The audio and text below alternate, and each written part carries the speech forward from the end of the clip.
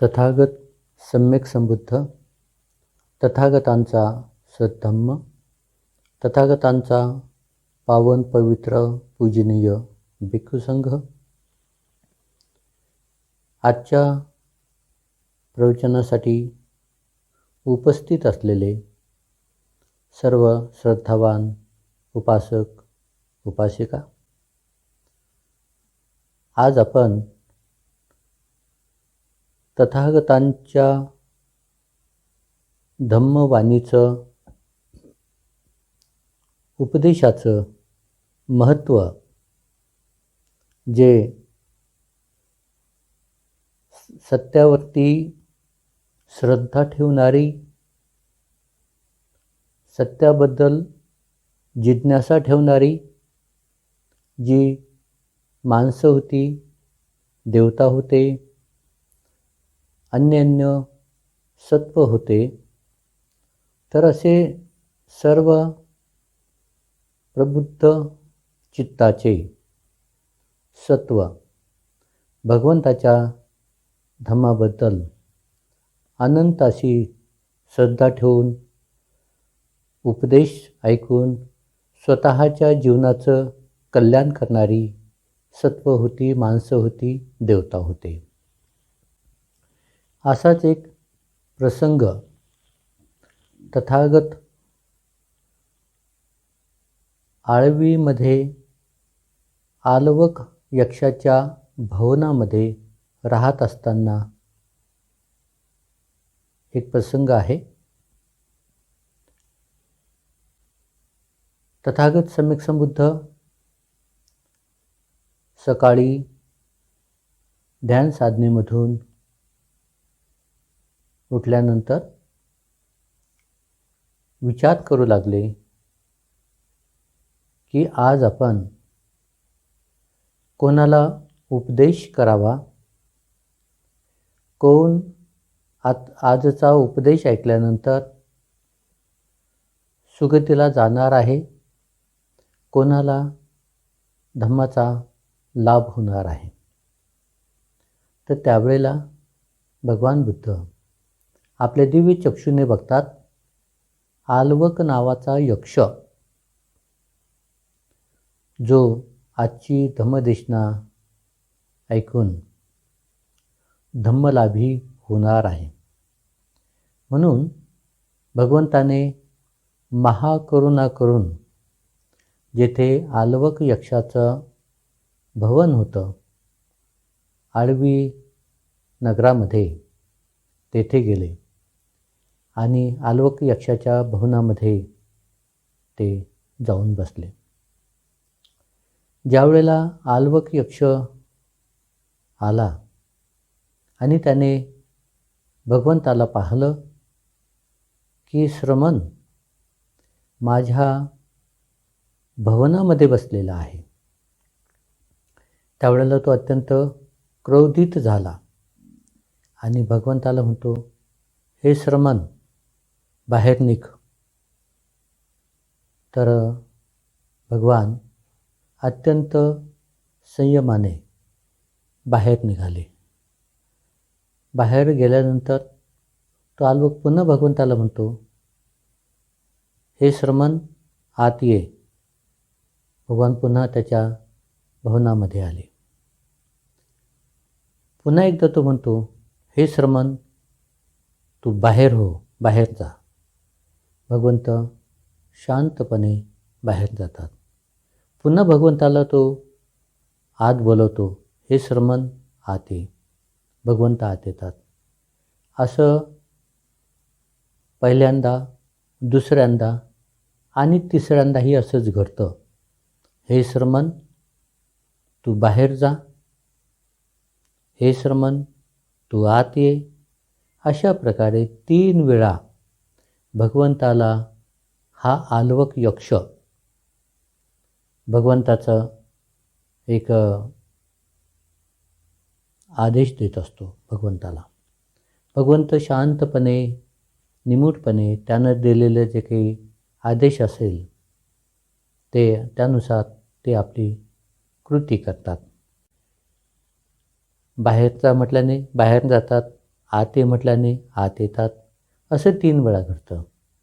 आणि चौथ्यांदासुद्धा आलवक भगवंताला म्हणतो, हे श्रमण, तू आता बाहेर जा.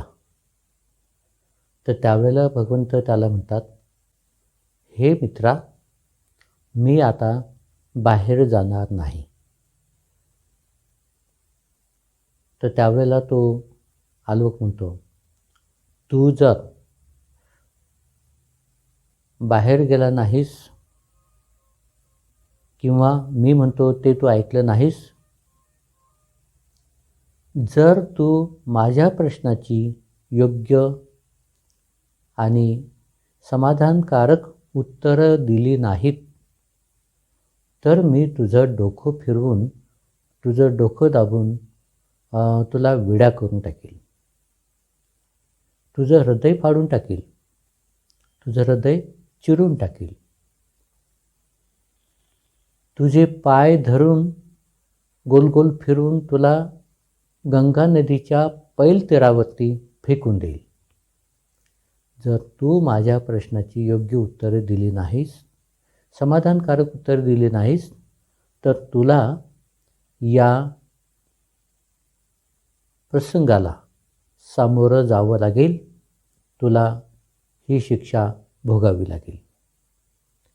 त्यावेळेला भगवंत अत्यंत संयमाने त्याला म्हणतात, हे मित्रा, या भूतलावावर असं कोणीही श्रमण, ब्राह्मण, कोणीही देवता, कोणीही ब्रह्मा, कोणीही यक्ष, कोणताही असा सत्व नाही की जो मला माझं डोकं दाबून, माझं डोकं फिरून मला वेडा करेल किंवा माझं हृदय चिरून टाकेल किंवा मला माझे पाय पकडून गंगा नदीच्या पैलतीरी फेकू शकेल असं कोणीही सत्व या भूतलावावरती नाही. तरी पण मित्रा, तुला जे विचारायचे, जे प्रश्न तुला विचारायचे आहेत ते तू विचार. तर त्यावेळेला आलवक यक्ष भगवंताला पाली गाथेमधून विचारतो. पाली गाथे आपण या आलोक सूत्रामध्ये बघत आहोत. ते आपण ध्यान देऊन ऐकावं. किंसुदवित्तं पुरुषस्य सेठ्ठं किंसु शुचिन्नो सुखमावहाति किंसु हवे साधुतरं रसानं कथं जीवी जीवितमाहु सेठ्ठं. या पाली गाथेच्या माध्यमाने आलवक यक्ष भगवंताला विचारतो. तो विचारतो, या जगात माणसासाठी श्रेष्ठ धन कोणते? कशाचे पालन केल्याने सुखाची प्राप्ती होते? सर्व रसामध्ये श्रेष्ठ स्वादिष्ट रस कोणता आहे? कशा प्रकारच्या जीवनाला श्रेष्ठ जीवन म्हणतात? तर या जगात माणसासाठी श्रेष्ठ धन हे श्रद्धाधन मानलं गेलेलं आहे. कारण श्रद्धाधन ज्याच्यामध्ये असेल त्या व्यक्तीमध्ये आत्मविश्वास निर्माण होतो. आपल्या कार्याच्या प्रती त्याच्यामध्ये एक उत्साह, आदर आणि आत्मविश्वास निर्माण होतो. आणि श्रद्धा धन असल्यामुळे त्याच्या जीवनामध्ये सर्व कुशल धर्माची उत्पत्ती होते.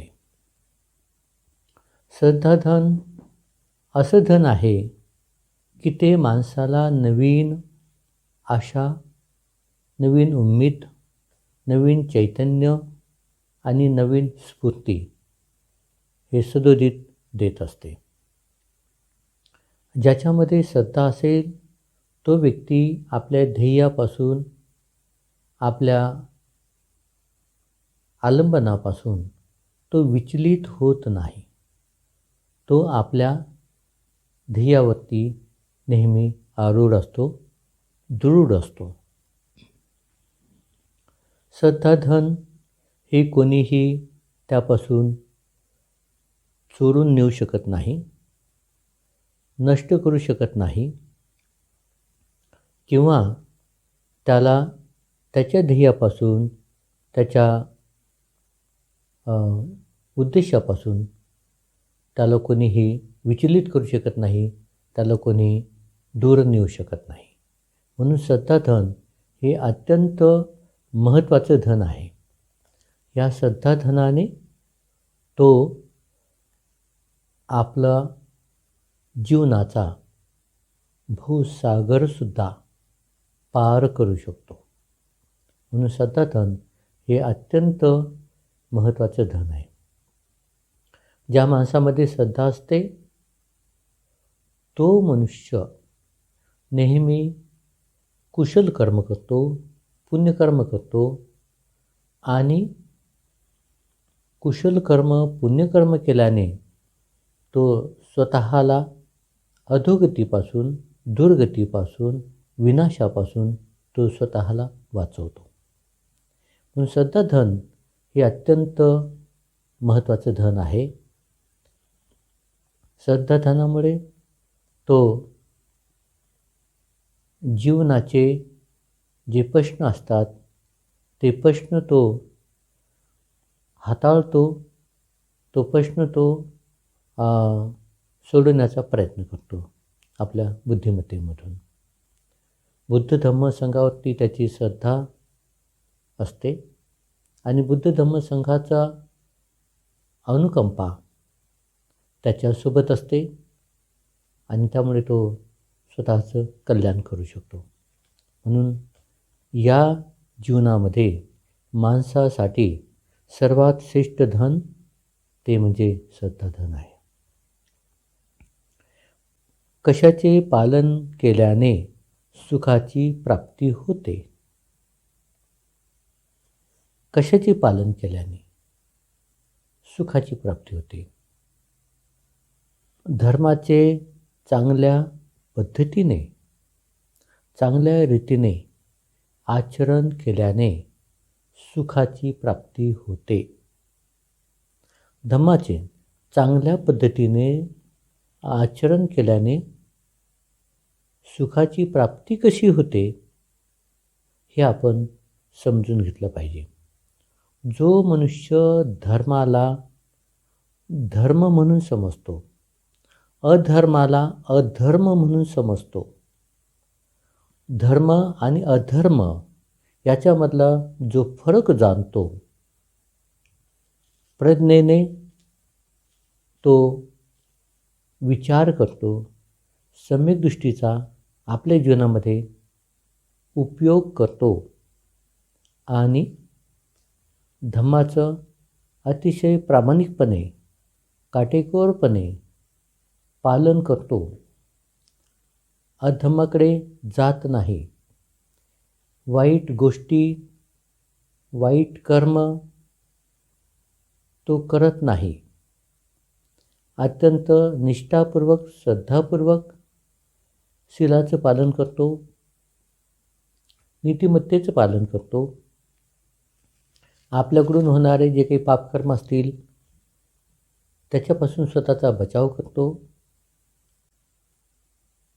कोणतेही वाईट गुण, वाईट सवयी, वाईट आचरण तो जोपासत नाही, कायेचे, वाचेचे, मनाचे अकुशल कर्म तो करत नाही. तर अशा प्रकारे तो आचरणशील होऊन आपल्यामध्ये जे काही क्लेश, विकार, द्वेष, वाईट सवयी अत्यंत चिंतन मनन करून सम्यक दृष्टीने तो याचं उच्चाटन करतो.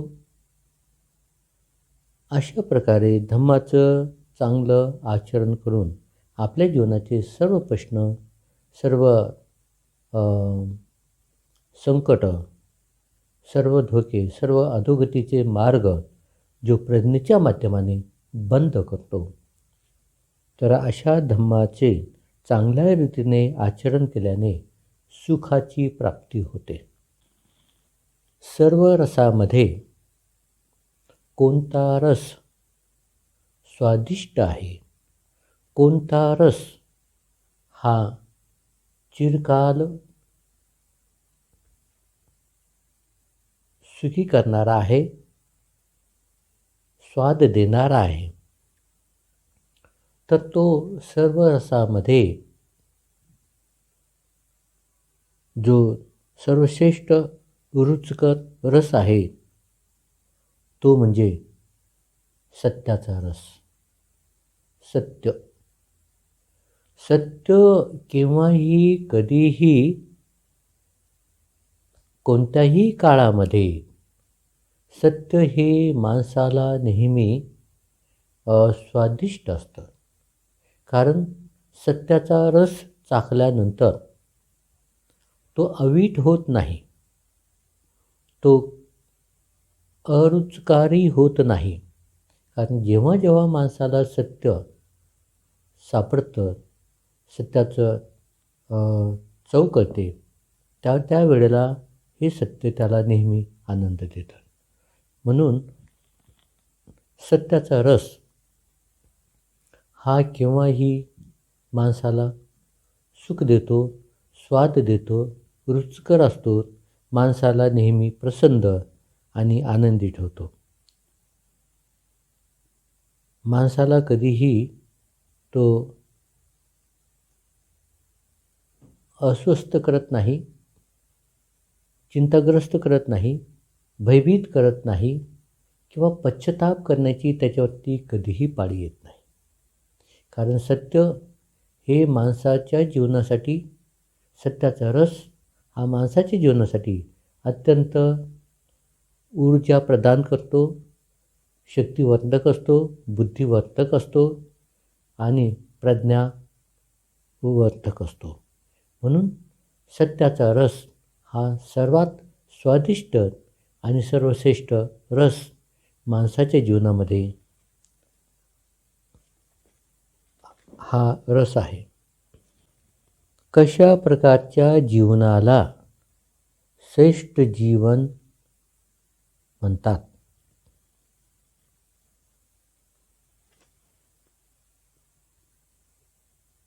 कशा प्रकारचं जीवन सर्वश्रेष्ठ असू शकते हे अत्यंत चिंतनीय बाब आहे. प्रत्येक जणाने त्याच्यावरती चिंतन मनन केलं पाहिजे.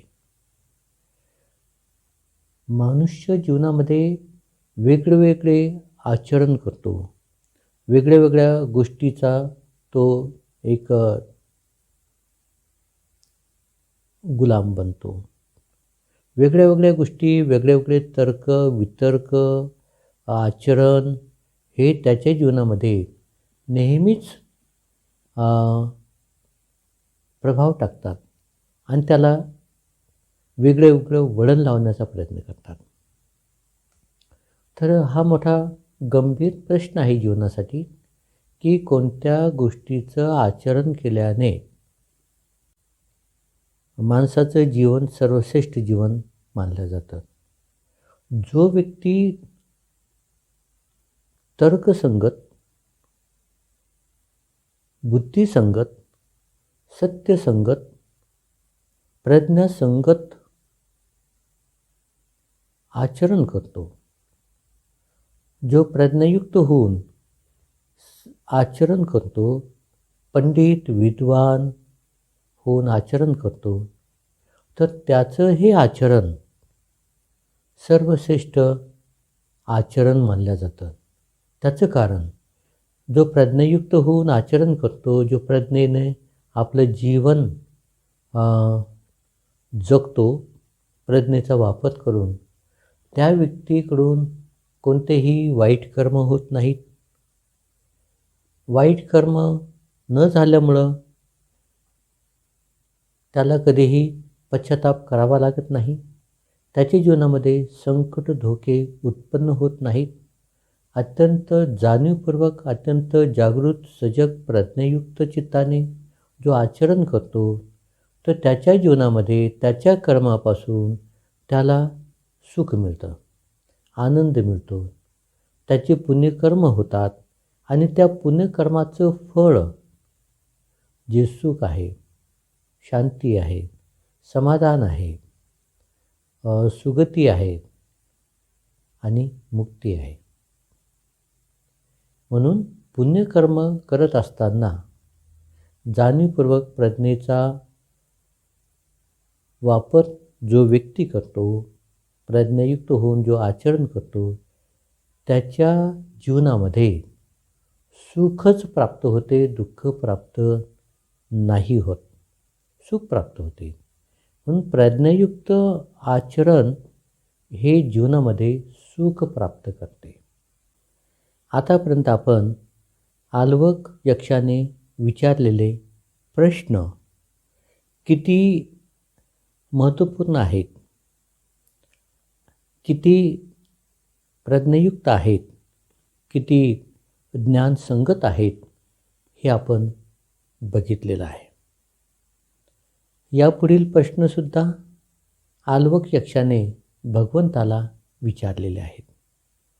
तर ते पुढील प्रश्न आपण पुढील प्रवचनामध्ये ऐकणार आहोत.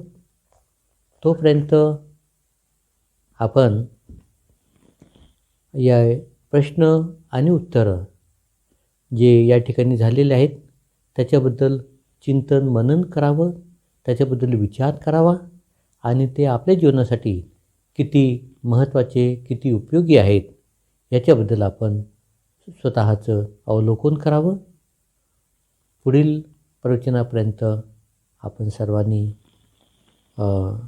श्रद्धायुक्त चित्ताने पुढील प्रश्न आणि उत्तर ऐकण्यासाठी तयार असावं. तोपर्यंत सर्वांचं मंगल हो, कल्याण हो, हित हो. भवतु सब्बमंगलं, भवतु सब्बमंगलं, भवतु सब्बमंगलं.